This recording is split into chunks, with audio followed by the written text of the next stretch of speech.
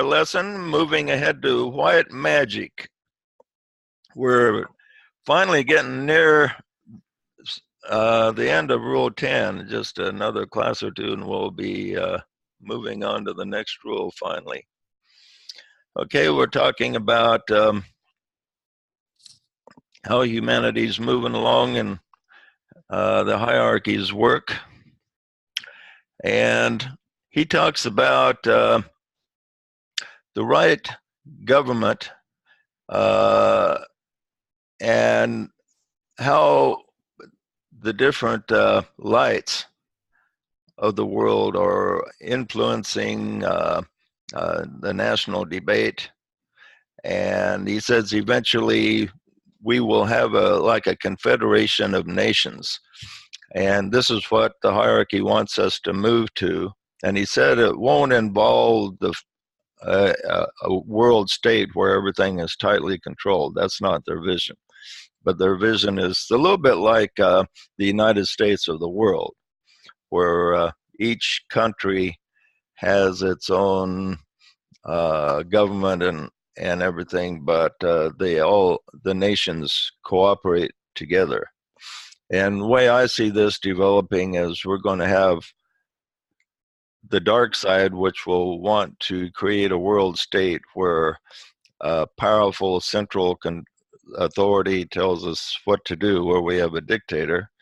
And then the lights, where we have the nations work together and just cooperate together, so they're creating a one world through cooperation.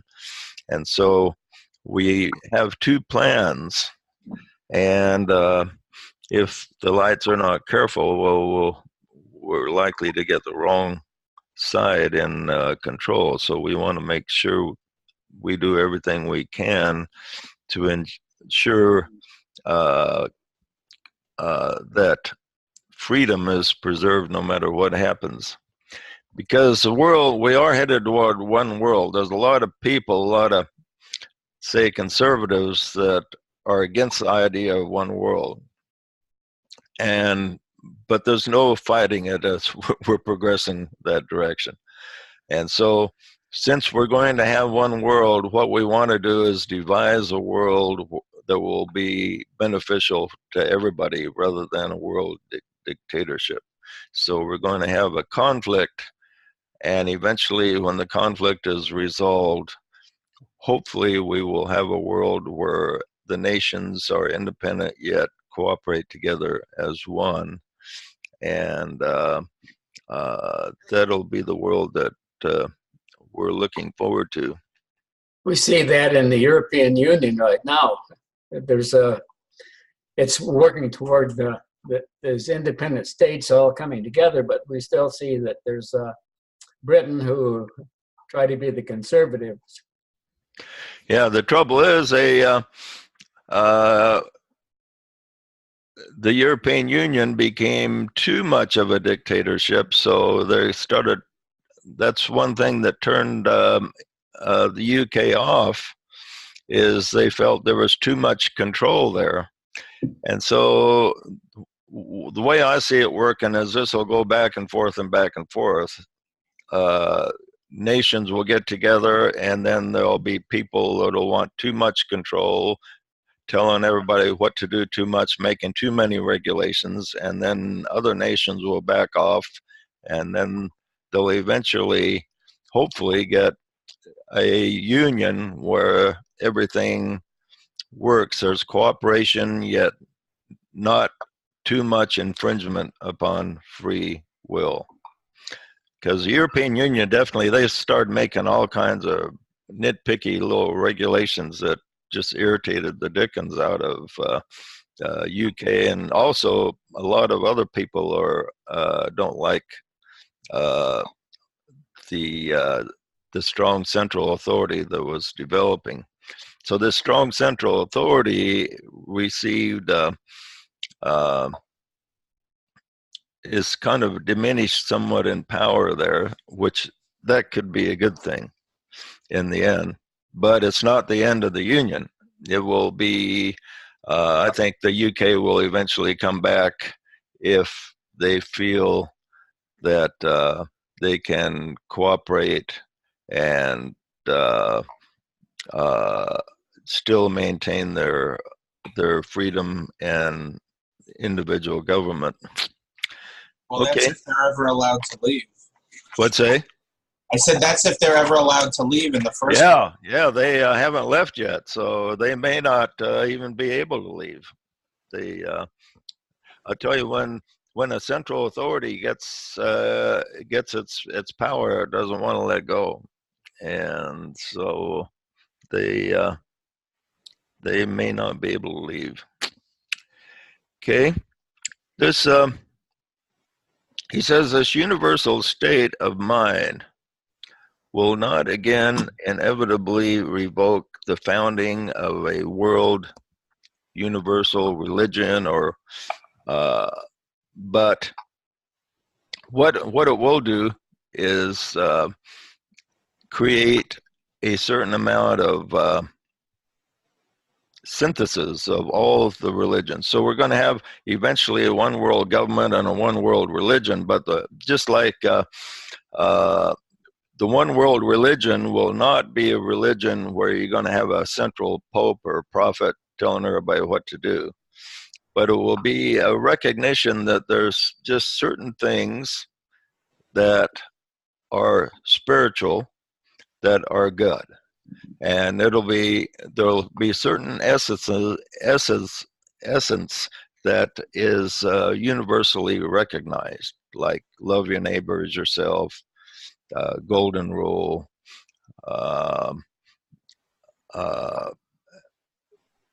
helping those in need, this type of thing.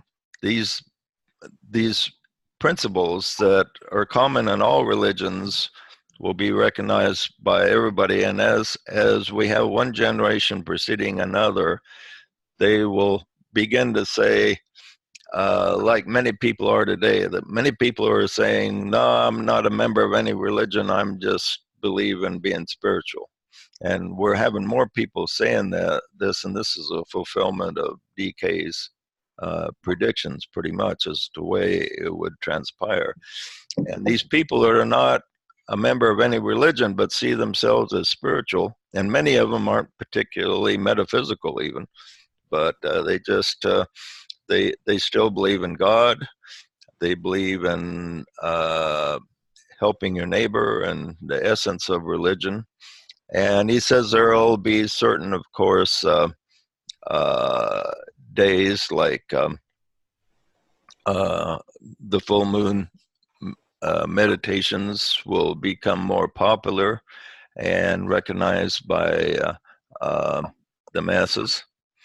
And so we have, by the way, speaking of that, we have the WESEC festival coming up. Let me see what day that's on. I believe it's next Saturday. And it's next Saturday at 3:11 p.m. Mountain Daylight Time. And so I think we'll probably have our next meeting on Saturday, since we'll have it as close to the full moon as possible, because the moment of the full moon is the moment of highest potential contact and linkage of the brotherhood. Okay. Well, then we have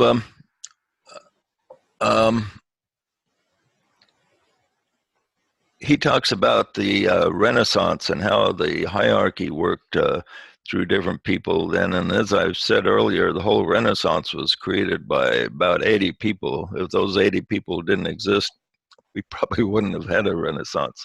So a small number of people can create a great difference. And he also mentioned that the breaking up of the monarchies through the French Revolution was inspired by the hierarchy. Now, it's interesting that the French Revolution, he says, was inspired by them. The French Revolution, what you have to look at is the long-term effects. On the short term, the French Revolution had a lot of negativity to it, and the fact that once the common people got power, they become just as abusive of the power as the monarchies did. But in the end, the monarchies were broken up. And in that breaking up, you had people assuming power, abuse that power. And but when you look at it long term, the breaking up of the monarchies was good for the evolution of humanity overall. So right now we have the power of kings has been tremendously diminished. So even though, if you've ever studied the French Revolution, it created a lot of problems in the aftermath, and a lot of abuse and torture and all kinds of negative things went on afterwards. But you look after the dust settled, it produced a world that's much better than it was when the world was controlled by powerful central authorities. So, and this is what the hierarchy looks at. They don't look at just the events that transpire, but they look at the aftermath of events. So just like DK says that even though World War II wasn't something that anyone really wanted to happen, it had a lot of, because the Allies won, there was a lot of positive effects from the war that we are enjoying today. It stimulated the evolution of humanity overall, and it brought humanity closer to understanding what true evil is and what true good is. It brought us closer to that. Because it's interesting, Isaiah says that there's not one that knows how to do good. So what's mysterious about good and evil? The ancient prophets tell us that people have a hard time figuring out what it is. Matter of fact, Adam and Eve ate of the tree of the knowledge of good and evil, which meant that before they ate of the tree, they didn't have a clue what good and evil was. So it's good and evil is very mysterious. And see, we have two political sides right now, and both political sides see the other side as being evil. Well, everybody can't be evil. There's got to be some good out there somewhere. So discerning what is the true good and true evil is always been difficult for humanity. And that's one thing World War II did for us. They brought us a step closer to being able to discern true good and true evil, even though we're far from perfect as a society in reaching that point. JJ, I have a question about that. When you mentioned World War II and the Allied powers, that kind of was like a microcosm of this one nation worldview, in a way. That's the way I look at it. You know, we had the Allied powers during World War I and II, and really that's like a microcosmic view of what you were talking about earlier, the one world view, the whole nation. Right, and the Allied powers, they had a cooperation together rather than a dictatorship over them. And that's kind of a symbol of what the United Nations is supposed to be headed toward. But yeah, the United Nations would like to use this global warming thing to tax the dickens out of the whole world to counter global warming, and that would give them a lot more power. And that's one of the negative directions that could be taken. Well, during the French Revolution, the people represented the Allied powers.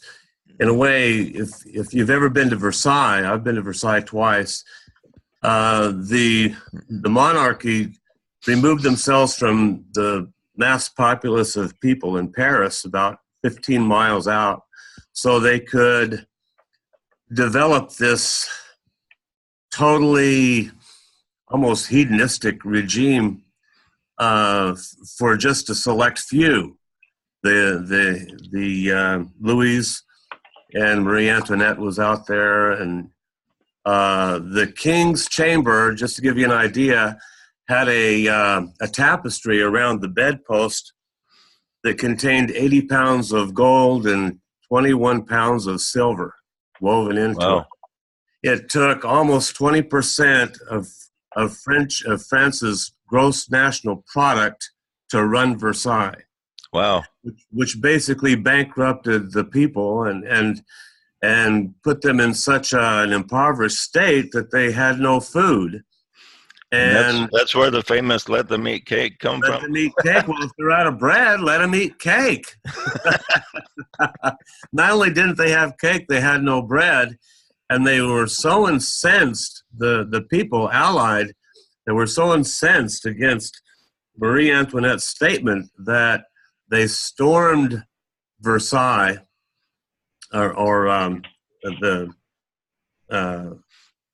this village outside of Paris, and you can still see the axe marks on the doors today where they stormed in. She hid, but they found her, and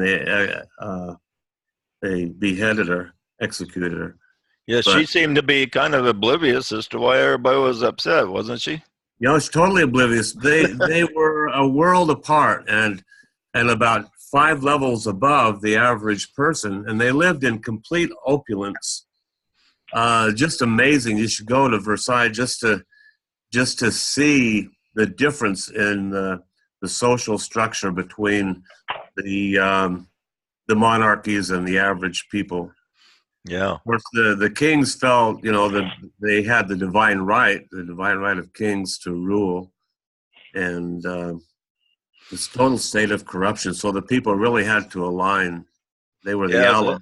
Then when the people got power, they abused it. But overall, the turning of the wheel was in the direction of evolution. It was essential. Yeah. Break that grass. Yeah. Can I add something to that? Sure.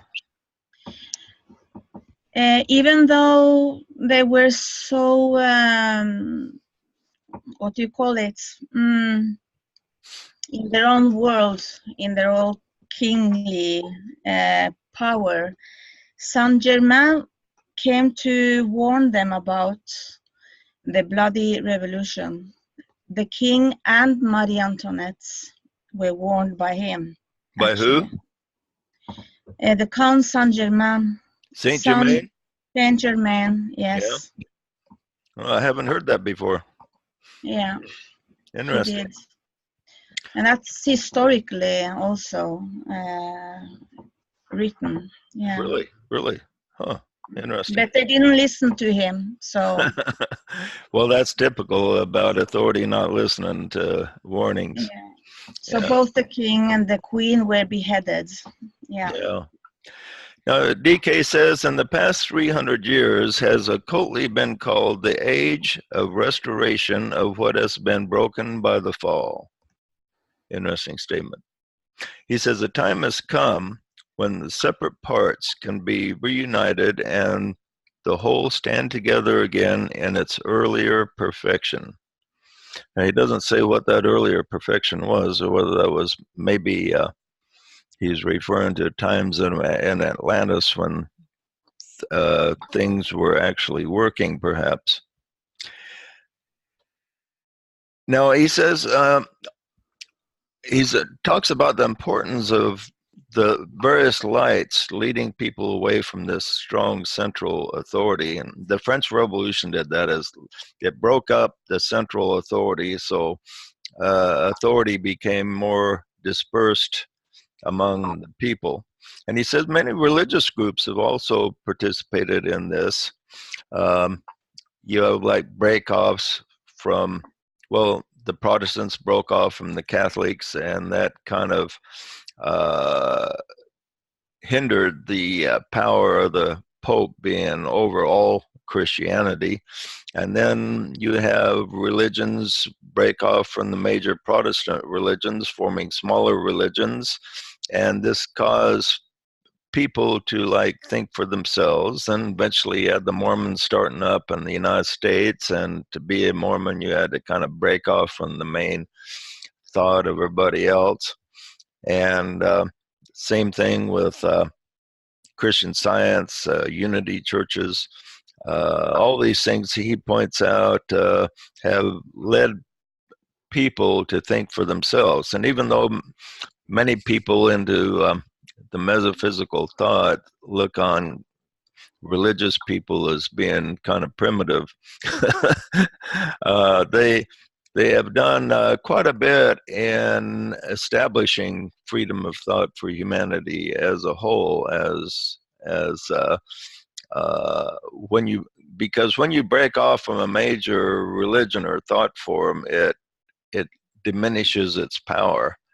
And people that have not been raised or part of a strong religion don't realize how difficult breaking up that thought form is, because This was those thought forms are very powerful. Yeah, that was the mission of Martin Luther when he wrote 95 Theses and spearheaded the Reformation. Went against, he was an iconoclast. He went against all the structured, organized thought, the controlling thought of his day. And he and the other reformers, I mean, without them, they would have never broken that strong ecclesiastical stronghold. And what's interesting about Martin Luther, it's a little bit the same problem as the French Revolution. He accomplished a great mission, but then when he got power for himself, he became a persecutor just like those that persecuted him. so it's funny, people break off and they complain about somebody having too much power and authority. Then when they get power and authority, they get into the same mold themselves. It started the Inquisition.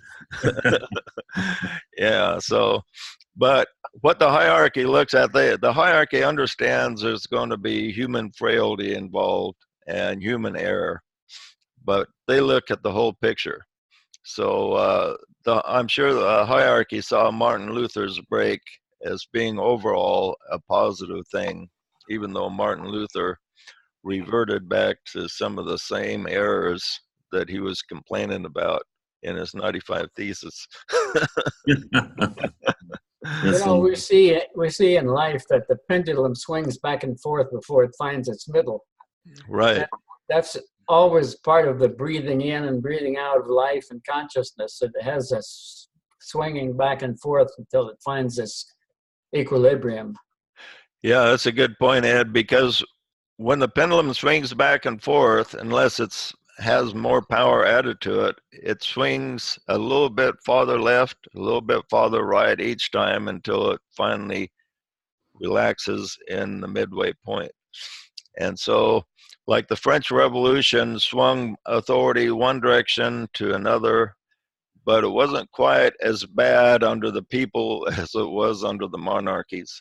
And then we swing back to another type of central authority, but it's not quite as bad. So eventually, if the lights prevail, we will reach a point of balance where there's a maximum amount of individual freedom along with maximum amount of cooperation of the people and the nations toward the common good. That's the goal we're looking for in the new age of peace.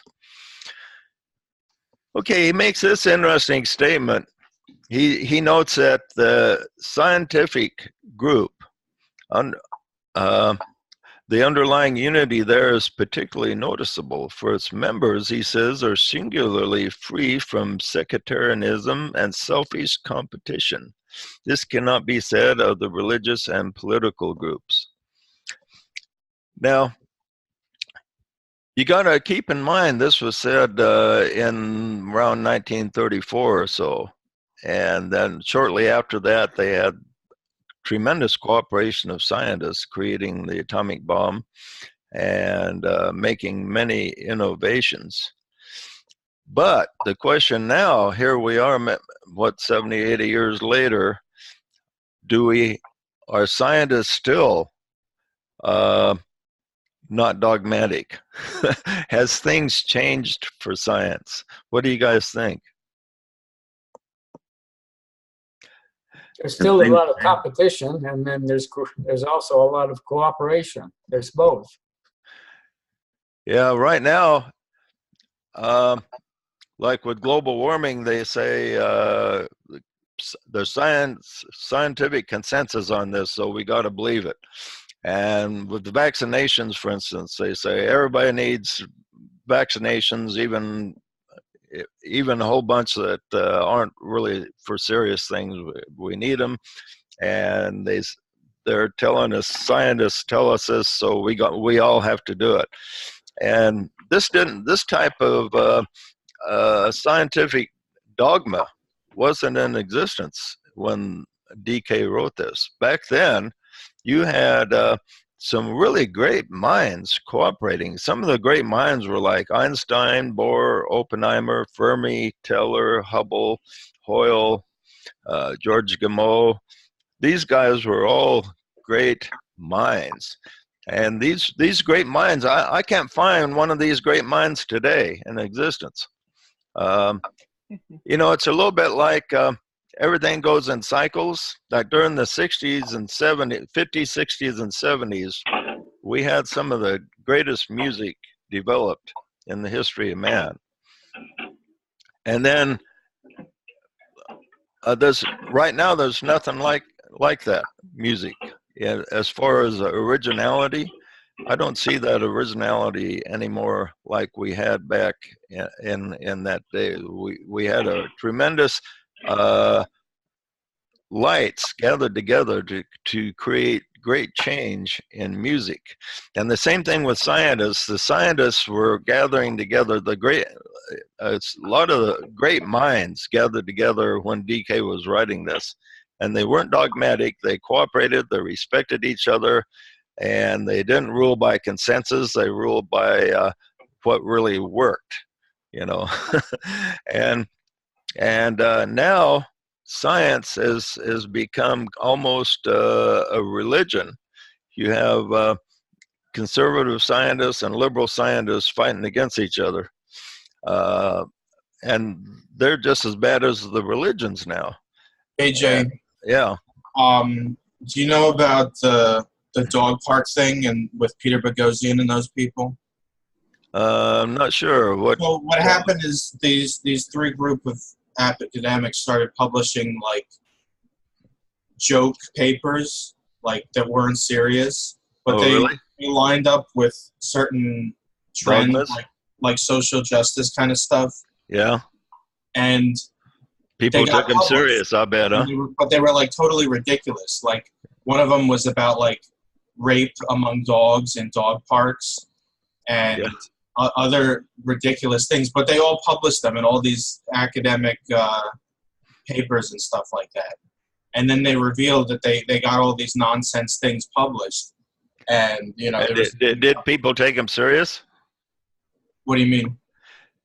Did people take these joke things serious then? Oh yeah, that was the whole thing. Is that the things that people publish? It's like based on ideology, not on, you know, real peer review or anything like that. It's like there's this, you know, sciencism that's out there, which is more like a religion than actual scientific inquiry and like you were talking about the great minds in the past. Yeah, yeah. So that's kind of unfortunate. Yeah, like there hasn't been enough research on vaccinations. Now, certain vaccinations are good, for instance, but they take these little kids and give them like 15 to 20 injections when they're just babies. And there hasn't been research on how a child that young is, whether or not that's good or bad for them to get that degree. The idea is if one is good, more is better, and that's not always the case. A little salt is good for you. Too much salt can poison you and kill you. But JJ, all you have to know is that there's a living prophet. Is there's a what? A living prophet. Oh yeah, right. Yeah, that's That's all you got to know, is that there's a living authority out there somewhere that knows all, and we have to follow this authority, right or wrong. Another factor is in all of this, scientists becoming superstars and all. It's all about bottom dollar too. What makes the money? I go to breakfast every morning at Subway, and they play a country western music, digital music, and this channel is playing hip hop. That's just real country, right? Hip hop, Right. It's the bottom dollar. It's the same thing with the scientists, like this the Japanese guy. What's his name? With the white hair, long. Oh yeah, Coco or something. Yeah, yeah. I like him. I do, but he's also selling out. It's like it's all about the big money. Now these fairly famous scientists like Bill Nye and Neil deGrasse Tyson, they're two big names, but they haven't really done anything. All they do is teach orthodox dogma and science. But Bill Nye is actually not a scientist. He's a mechanical engineer. Yeah, and that's what I've heard. But he's known as one of the most famous supposed scientists.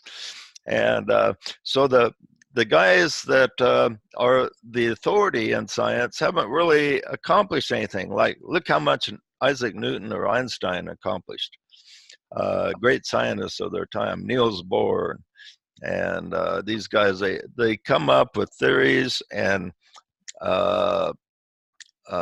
teachings and discoveries that were very innovative. But the scientists that are telling us how to think now, they haven't discovered anything. All they do is repeat what they've been taught by somebody else. There is one guy I respect quite a bit, that's Elon Musk. He's at least developing rocket scientists to try to take us into space. He has his faults, but he's at least one guy that's trying to make some breakthroughs. Okay. JJ? Yeah. After the Second World War? Yeah. World War. Yeah. The Americans and the Russians were very interested in the high science that was going on in Germany. So they actually adopted, I don't remember if it was 700 of the greatest scientists from Germany. So they were really Nazi scientists that worked for the military industry. And all these people came to the United States. So science is very influenced by this, Yeah, it's funny. Hitler was accused of being into pseudoscience, but then after the war, the Nazi scientists were really pretty smart guys, and Russia and the United States wanted to grab onto them as much as possible. And we got Werner von Braun, who was the most famous Nazi scientist, but he wasn't really into Nazism so much. He was just wanted to be a scientist. And so he wasn't dogmatic or anything. But anyway, he was the one that developed the Saturn rocket that took us to the moon. And without the Nazi scientist, Werner von Braun, we may not have got to the moon in 1969. But I think that was all part of what they called Project Paperclip. Yeah, I think so. He talks about enlightened groups of people here, that many people that are disciples and into the light and doing innovative things on the planet, he says, get impressions from their higher self and the hierarchy, but they are not even aware they're disciples, some of them. Like in the past, maybe look at great men like Abraham Lincoln, Winston Churchill, FDR. Many of these people were disciples and picked up impressions, but weren't aware of being anyone but just somebody trying to do their job. He says modern philosophy deals with instinct. Intellect, intuition is brought into a condition of intelligent coordination. He says instinct relates man to the animal world. Intellect unites him to his fellow men, while the intuition reveals to him the life of divinity. So you have these three things: instinct, intellect, and intuition. And this is where humanity as a whole has evolved through these things. And the instinct that we developed eons ago are now below the threshold of consciousness. And this is an interesting statement that he uses quite often, where he talks about things going below the threshold of consciousness. Because when you develop an ability and get it perfected, then what happens is you move on to something else. Because if you keep that thing in your consciousness, then it detracts you from your next level that you go to. So what it does, it goes below the threshold of consciousness, and when it's below the threshold of consciousness, it's still there working, but you don't have to put attention on. You can put attention on something higher. Something that's below the threshold of consciousness, for instance, is your breathing. You don't have to think about breathing. You just breathe, okay? Now, when primitive life first developed the ability to breathe, they probably had to put a lot of attention on it, okay? But we have developed the ability to breathe, our heart beats, all kinds of things are going on within our system that's below the threshold of consciousness. Now, all the instincts that, say, native tribes have that we don't seem to have now are still in us, but they're below our threshold of consciousness. Then we develop our intellect, and once the intellect is developed to a certain degree, certain parts of that go below the threshold of consciousness, and then we put our next attention on developing the intuition. And that's where most of the disciples are focusing on, is trying to make that connection to the higher self, so you can bring down ideas and realizations that go beyond what you can learn just by reading a book or something like that. Okay, then he talks about two modern groups that have developed, which are psychologists and financiers. So he says psychology deals with man's urges, characteristics, and with the purpose apparent and hidden of his being. And he's written two books called Esoteric Psychology, which sets the standard for the new age of understanding human nature, because the understanding of the makeup of the human being will be very important for the next 1,000 years or so. And that will be understanding the rays, the 7 rays that make up our nature. And this is a large part of the new psychology. And he points out that the people into business and finance, especially finance, he says, will be the last category to fall in line with the new age. They'll be entering it kicking and screaming, so to speak, because that's where some of the greatest selfishness manifests. Is once a person gets and makes a lot of money, they really want to hold on to it, and they don't want to share very much. And this is eventually breaking down somewhat, as people are, a lot of very wealthy people are now getting together and thinking of, maybe instead of just giving all their money to their kids when they die, a lot of them are wanting to give it to causes that will help humanity. So these type of people are slowly getting more altruistic and thinking of service for humanity with their money rather than just building a bigger and better yacht. Speaking of yachts, have you seen some of these yachts that these really billionaires are having? They're tremendous. Just Google yachts billionaires, and you'll see what some people do with their. They have more money than they know what to do with. Yeah, they some of these great yachts are so big it takes 100 people just to keep it manned and in shape. Takes just the upkeep of some of them is just a tremendous amount. But well, at least it keeps a few people employed. I guess that's a positive aspect of that. But in the future, the average guy will have more and more amenities, but it'll be sharing. Like there will be yachts, but people like you and me will be able to have more access to them, and instead of just a handful of the elite, because one of the key words for the new age is sharing.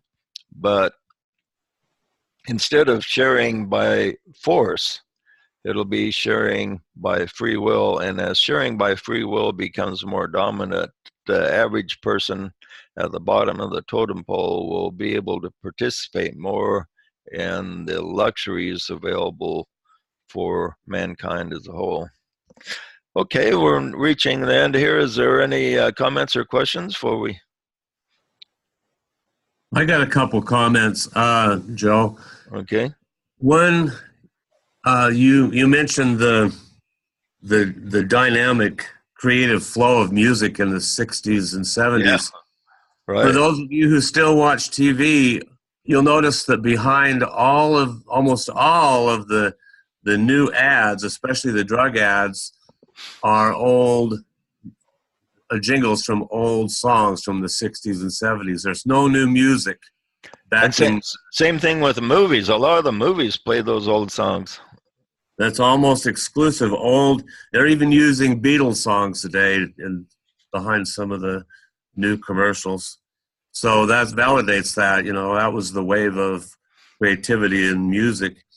When I was in California, I had an impression, I think was from intellect and intuition both, and that was because we're in the Aquarian age, which is air.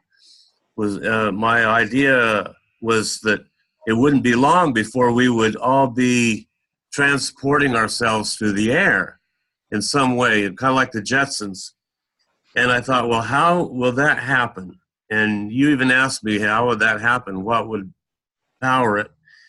And here's what I think. I think, and this is a prediction, I think that in the next 15 or 20 years, it'll probably come through private enterprise, finance it. Somebody's going to get an idea to take these drones that we've got circulating and make a large one that a person could actually sit in, or two people, and with all these. They already have that. I've seen them already. Oh, so they're already out. I want one. Yeah, they're on the drawing board. All right. Yeah, there's a number of them flying. They actually have them available already. Yeah, they're very expensive though, right? Yeah. So they have that technology already. Who's financing it? Private enterprise?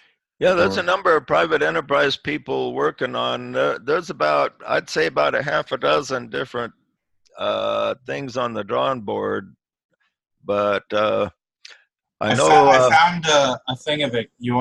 Is it okay if I share it quick? Sure. Yeah. Oh, yeah, you found that's that. what Okay. I had envisioned. Wow. Even faster than you thought, right, Curtis? Man, that's quick. That's ultimately quick manifestation right there. That's what I had envisioned. Exactly that thing. Yeah. Amazing. Yeah, I'd say, though, yeah, I think you're right in about 20 years, Curtis, these are going to be, we're going to see them all over the place. Oh, yeah. And they'll have a little electromagnetic energy field so they won't run into each other. Just kind of. Yeah, they'll have computers that'll be able to track and yeah, stuff. Yeah. color schemes. Oh, That's an interesting one. Yeah, that reminds me, just the other night, I found an ancient Egyptian drawing of a vehicle that they made to transport stones from the quarry to wherever they were building these edifices. And it was basically, they were using the same pixel technology that I came up with back in ancient Egypt, except their pixels were made out of animal skins. Really? They inflated bladders, and they made a raft above and below them, and they could take, these things could support tons and tons of weight, and they were using these for transporting these big blocks of stones to the pyramids or wherever they were going to build something. Yeah, it's interesting. There's just no end to what we find out connected to the pyramid. There's nothing new under the sun, kind of thing. Okay. Well, thanks, Joshua, for those pictures. Those are pretty interesting. No problem. I love doing the shares on videos and stuff. Okay, everybody. Well, it's great to meet with you again. We'll be meeting around say about 2:30 next Saturday afternoon, and we'll have a full moon meditation together. Cool. Yeah. And so that ought to be many interesting. people around the world will be meditating at the exact time like that. Right. We'll be joining a lot of DK followers all over the LSA Bailey readers all over the world here. Okay. Really good to meet with you, and good vibes, everybody. So we'll see you next week. Thank you, JJ. Thank you, everybody. Thank you. Thank you. Have a great week, everybody. Thank you, JJ. Thank you. Thank you. Life, light, and love, everybody.